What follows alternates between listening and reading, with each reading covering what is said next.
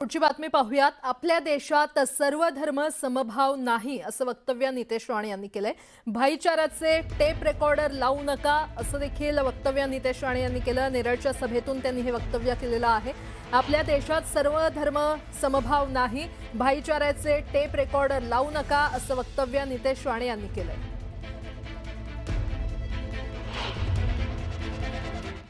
नितेश जी, हिंदू राष्ट्र कधी बनणार? मला कधी बनणार?